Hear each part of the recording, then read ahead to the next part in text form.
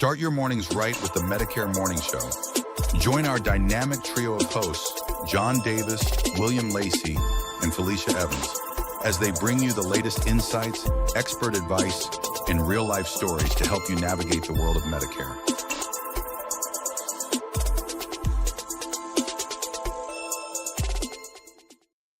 Good Monday morning and welcome back to the Medicare Morning Show.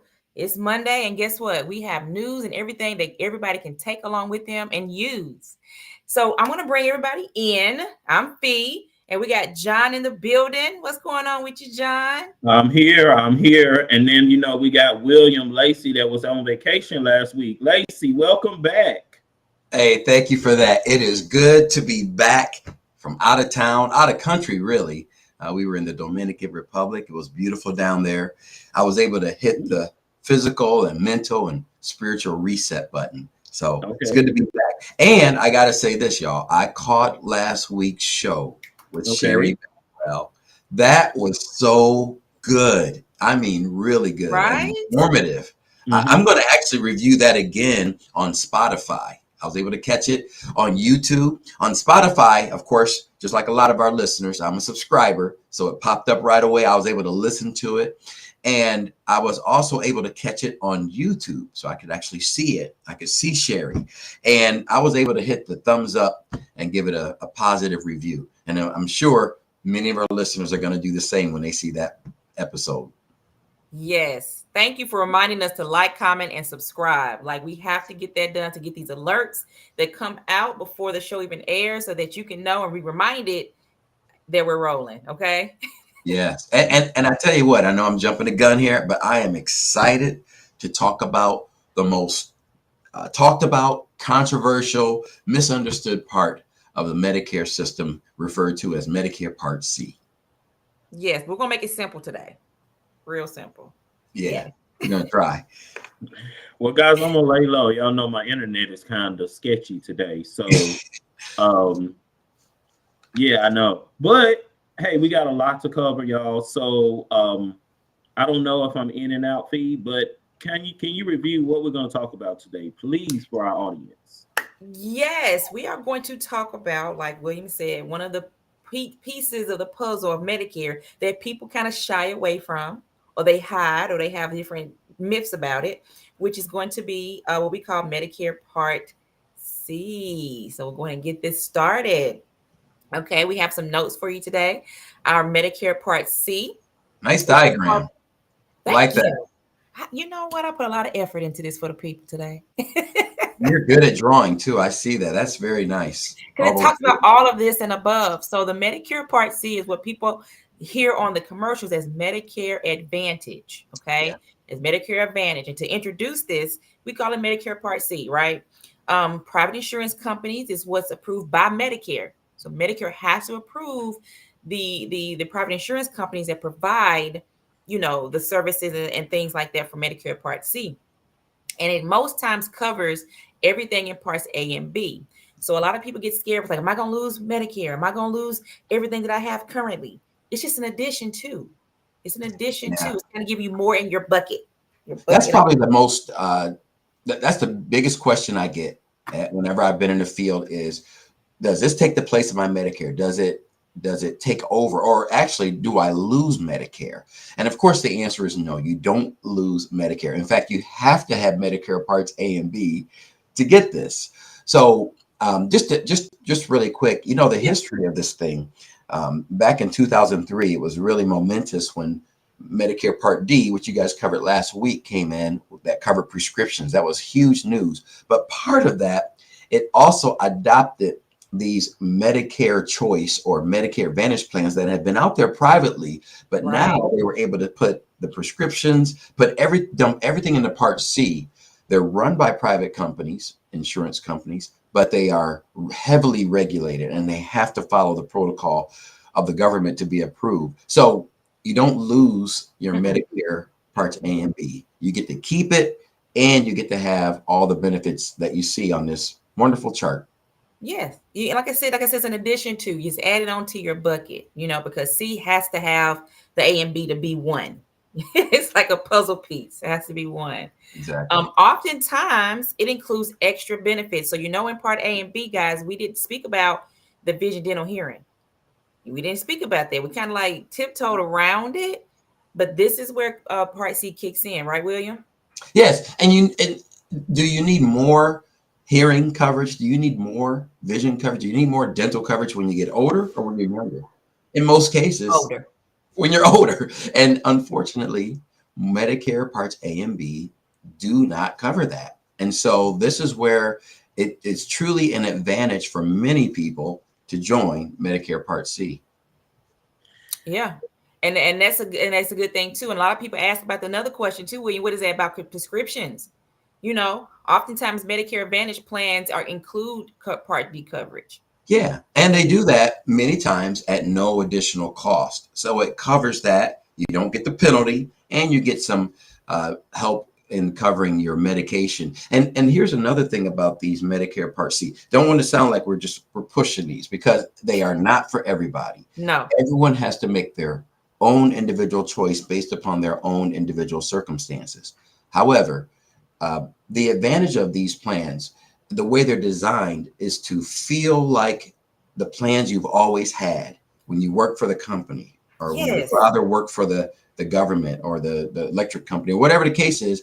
You go to the doctor, there's a copay. You go into the hospital, there's a copay, or maybe some co-insurance. They have the similar feel of the insurance that you've always had, and that way it's not really complicated, that if you look at it that way. Right, or unfamiliar at all. So that's just a breakdown of it too, because it says like, well, what is it about? Like you said, like something you've always had when you worked. Like I said, with the copays. Now, the only thing about it, I know William mentioned that it's not for everybody, and that is so true. Let me tell you why. Because you have to stay in network. You have to stay in network. Now, don't say we're not telling you can go out of town and get sick and go to the emergency room. No.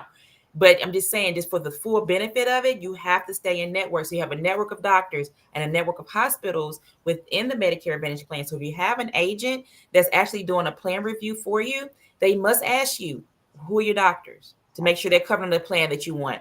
Exactly. What hospitals do you go to? What prescription do you take? Because we want to make sure that you're covered fully within the plan that chooses that's best for you. Exactly. Hey, I have a question, guys. So yes. Let's just start from the very beginning. So I get my red, white, and blue card. Yes. It has my Medicare Part A and my Medicare Part B. Well, what's the additional cost for the Medicare Part C plan? Good question, John. You want to take that one, William? Yeah, sure. I actually have some notes. It's funny because Medicare Part C, it is more complicated. We'll just be honest with you. It can get very complicated because there's so much. You're getting all these phone calls. You see all these commercials. You're getting all this stuff in the mail. So let me get back to answering your question. Most of these have a zero cost. So that leads to another question, doesn't it, John? How can it be zero cost, right? How? Right. How? You want to answer that, or you want me to do it? Go ahead. You know what? You got the ball. You coming back this week. Okay. We're giving you. I also want to let our listeners know that this material that we get is from Medicare.gov or from humanhealthservices.gov. These are credible sources. And so the reason why, here's what it says. I just want to quote this directly from hss.gov. It says that Medicare pays a fixed amount for your care every month to the companies offering Medicare Advantage plans. Repeat that. The government, Medicare, pays a fixed amount to these private insurance companies to follow your Medicare Parts A and B coverage and to add the additional coverage. So insurance companies do not do this out of the goodness of their hearts. They do this because they're getting paid by the government to do it the way they're supposed to. And that's why many of these plans are at zero cost. Boom. That was so simplified. So simplified. You feel me? I understood that. You feel me? I don't understand, and I have more questions. Okay, well, come on, John. Okay. Go ahead, John. So I have my red, white, and blue card, and I get this Medicare I get all this mail and I get mailings saying that I now get dental and vision and hearing, or I can get this dental, vision, and hearing. So you're telling me, William, that I don't have to pay any additional other than the Medicare Part B premium, because they're still taking the Medicare Part B premium out of my Social Security check. So how does that work exactly? Do I need to cancel the Part B that I have to pay the money to? That would be a really big mistake.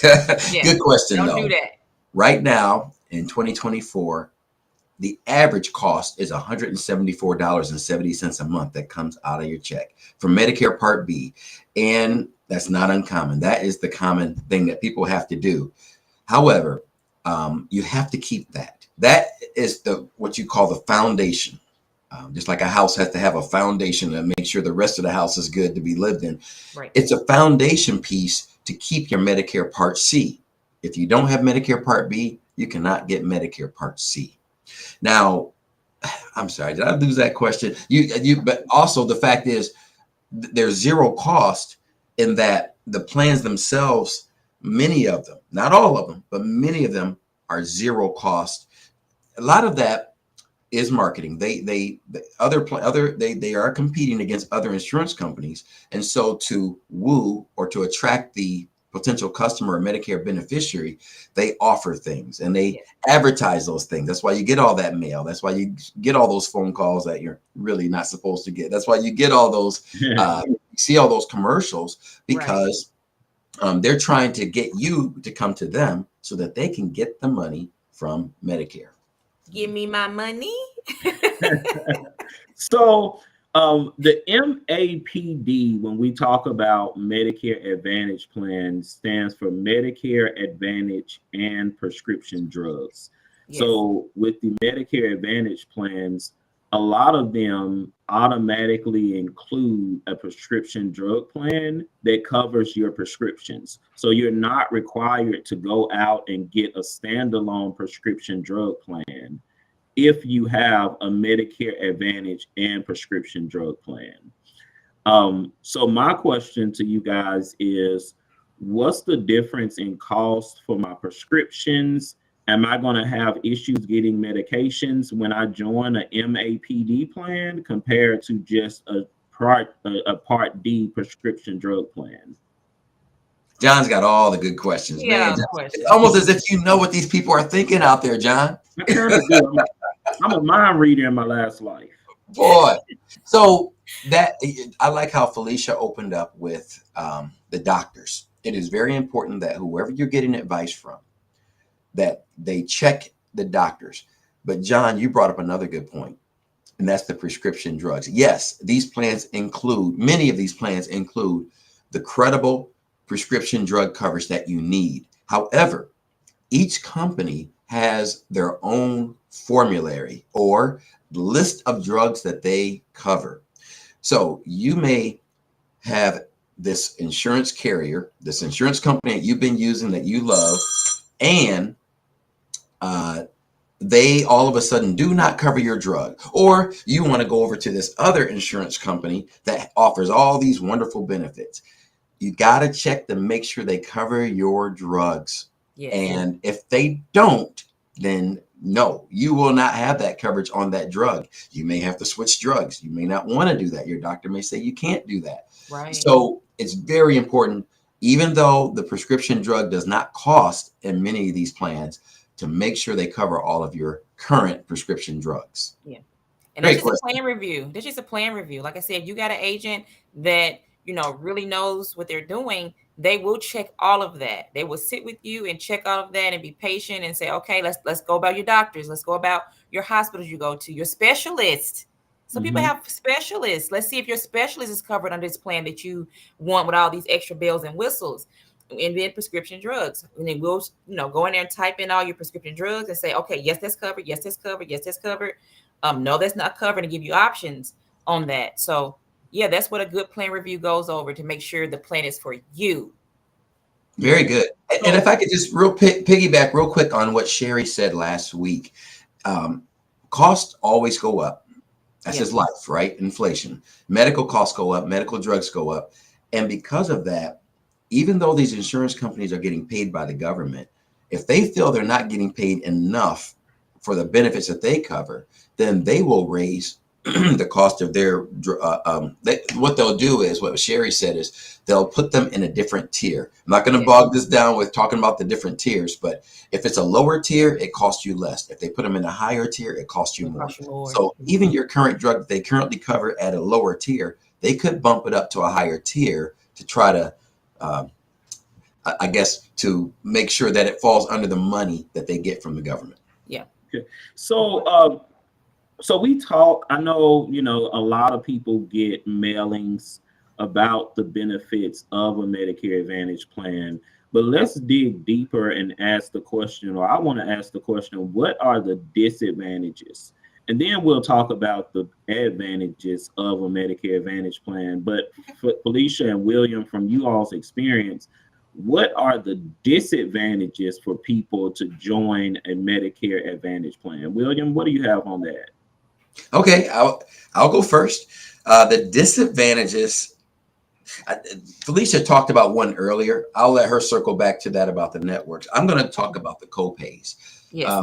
And the reason why I'm saying copays, like I said, these types of plans are familiar. If we've had jobs, we've had insurance through those jobs, you know you have copays, many times higher than what you get with these Medicare Advantage plans. However, I'm talking about these in comparison with the other option, which we may do a future show on the supplements. Okay. They don't operate in the way that our traditional insurance that we've known on our lives operate, but they don't do a lot of copays either. In fact, most of them don't have any, very, very few copays. So in comparison to those, some may view the disadvantage with these Advantage plans is you may have a $30 or $40 or $50 copay at the doctor. You may have a copay to get an MRI. You have copays throughout the plan that some feel like they don't want to have at that age. Yeah. So that could be considered one disadvantage. I'll kick the other disadvantage over to Felicia, what she talked about earlier. Yeah. So another one I did speak about was network. You know, you retired, you feel me? You like, okay, I'm going to travel the world. Now, my grandkids, I don't have to watch them. I don't raise my kids. So now I'm on the road, right? And so, but again, you have to be in network with the Medicare Advantage plan. You have to make sure those doctors are in there. And if you go to another state or to, like it's another country, your doctor not over there. Your doctor's not in that state. Now, like I said, if you get sick, you happen to, come up with something, hey, go to the emergency room. Yes, go do that. But, as far as those regular checkups and your things you need to do for your specialist, it has to be a network. So a lot of people who travel a lot, they don't see the benefit because they're not home. Yes, my residence here in Tennessee, but I done hit every 50 state already, and I done retired 10 years ago. So I'm always gone. So that's another one too. A lot of people say, well, no, I don't want that because I don't want to be limited to a network. Well, that's just for people who travel. Yeah, for people for travel, I do find this in my travels is that the rural areas can be tricky, especially when it comes to specialists. And you may have to stay in network travel to a larger urban area where there are more specialists at times if you do have an Advantage plan. That's where we run into a lot of, there's a few other tricky spots and I'm sure you guys are aware of them. We can cover them another time, but that's really the trickiest one is in the rural areas, getting good specialists in network. So that again, but it has to, you may have specialists in network. In other words, you shouldn't just cross out the idea of an Advantage plan. There is a possibility that everything could line up. And if it does, then you get all these other benefits that we see on this chart. Okay, so I understand the advantages of a Medicare Advantage, or the disadvantages are having to stick to a network, co-pays for services. Are there any more that could be a downside? I guess finding providers in your current location may be a problem to some people depending on where they live. Doesn't that seem to be the biggest thing that we find, that if a person has a problem with Medicare Part C, is network and doctors? Some of these insurance companies have done a really good job at trying to establish relationships with hospital systems and doctors. And some they struggle with that. And they may not even be in your area because of that. That is the biggest one. The only other one is the feeling that you're maybe locked in. We can cover that another time. But the fact that if I sign up to this thing and I jump off of my Medicare supplement plan or original Medicare and I sign up to this thing, am I locked in? If I don't like it, what can I do? There are off-ramps. There are built-in off-ramps that the government has put in place. And, one of them is the following year, the first 3 months of the year, you can go back to original Medicare. There's another off-ramp. I'm actually glad you brought that up, John. This off-ramp is on Medicare.gov. Okay. And under the guarantee issue rights. And here, I'll give you the scenario. Your aunt is, she pays $300 a month for this Medicare supplement that she's had for a long time. Okay. She knows it, she loves it, but her income is really low. She cannot afford that anymore. And she's in relatively decent health. She's maybe late 70s. She's in pretty good health, but she's scared. She doesn't want to just go back to original Medicare and risk that. So you look into the Medicare Advantage for her, and you find this rule that if she wants to try out a Medicare Part C or Medicare Advantage plan for 1 year, she can do that. If she likes it, she can stay. If she doesn't like it, she can jump right back on to the same company, to the same plan, and continue on with her Medicare supplement plan the following year. And that's under guarantee rights situations. So even there's an off-ramp. Yeah. Go back to the question you asked, John, though. The feeling of being confined or trapped, or I have to wait a year and all those things, sometimes it's not comfortable for people. So that's a disadvantage. And another thing too, I get a lot of questions. It's like, okay, I got a procedure that's coming up in 2 months. Do I got to have a prior authorization for that? Yeah. That's another one. You're right. Yeah. That's another one. The insurance company control, they have to follow the government guidelines, but they do control the situation. Yeah. And you have to get a prior authorization. You have to get something approved. And we want to, when we think about Medicare Advantage plans, many of those plans are health maintenance organizations, and having a network, it is managed care. So when we talk about prior authorizations, that's not to say that whenever you go, you're going to have problems getting it. It's just the process that managed care uses to approve services and things like that. So, if you're in a situation with the Medicare Advantage plan, it's really encouraged that you work with your provider to submit the necessary documents and paperwork to get services approved, because it is medically necessary services only that's covered by Medicare. So different things like cosmetic surgeries and procedures that's considered not absolutely medically necessary, you're going to have problems getting those services, whether you have original Medicare or whether you have a Medicare Advantage plan. Right. So we talked about the kind of the cons of being in a Medicare Advantage plan, but really quickly, William or Fee, can you all discuss the advantages of having a Medicare Advantage plan? It is an advantage, or at least they say so. William, what do you have on that? Okay, I'll start. We already covered this. Most of them have a $0 cost. Plain and simple. If you're in a financial situation where it is tough, and we do find many of our seasoned listeners in that situation, you come to this part in your life and you thought your Social Security would be a little bit more, or you thought other things would come your way, or you didn't know prices would go up the way they are. Zero cost is very attractive. Very. I like the extra benefits. I like to go get my vision checked. I like to go every 2 months to get, my cleanings and things like that. So that vision, dental, and hearing piece is a great advantage, because you get that extra, like you used to go when you were working, that extra piece of the puzzle. And on top of additional benefits, gym memberships, right? Yeah. So we still need to move. We need to still be healthy. We still need to, but how do we do that? you know, and there's some gyms that actually go in, like connect with Medicare and then give you gym membership, wellness programs, and things like that.